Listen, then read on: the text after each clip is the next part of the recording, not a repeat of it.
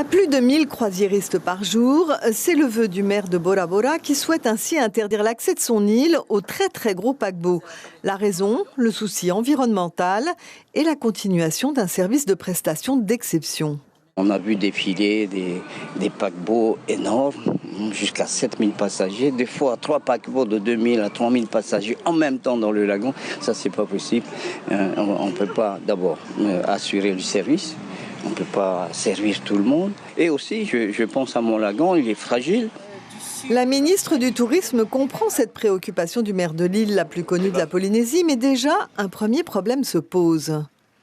Gaston Tong Sang est au courant que les itinéraires des paquebots sont décidés 2 ans à l'avance. Donc il sait que si on devait effectivement, dans le cas des escales, organiser les escales de navires de moins de 1000 passagers sur Bora Bora, ce ne sera pas avant horizon 2022, voire 2023.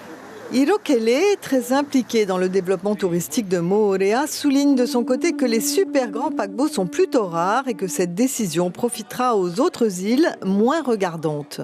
Si effectivement Bora perd ses 12 touchés, on va dire, ces 12 jours dans l'année où elle ne va plus bénéficier des prestations de ces gros bateaux, nous à Montréal, on est contents. Ça fera 12 jours en plus pour nous. Et pour vous, des paquebots, des super paquebots 12 jours par an, c'est pas ça qui pollue vraiment? Ben non, c'est bien sûr que non. Si on était à 50, 100 jours par an, je vous dirais oui, mais 12 jours, non, je suis très étonné de la décision du maire.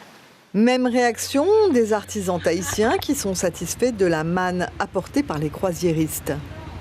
On est contente. On est contente si Bora Bora ne veut plus des gros paquebots comme nous. Nous, on a toujours besoin des clients. Alors quid de l'avenir des villes flottantes en Polynésie? Pour la ministre du Tourisme, le problème se résoudra tout seul. Les grandes compagnies de croisière, puisque je les rencontre chaque année, ont conscience qu'elles doivent aussi, et on le voit, elles créent également des flottes de petite capacité. Et c'est vrai que c'est celle-là que l'on souhaiterait avoir en tête de ligne en Polynésie.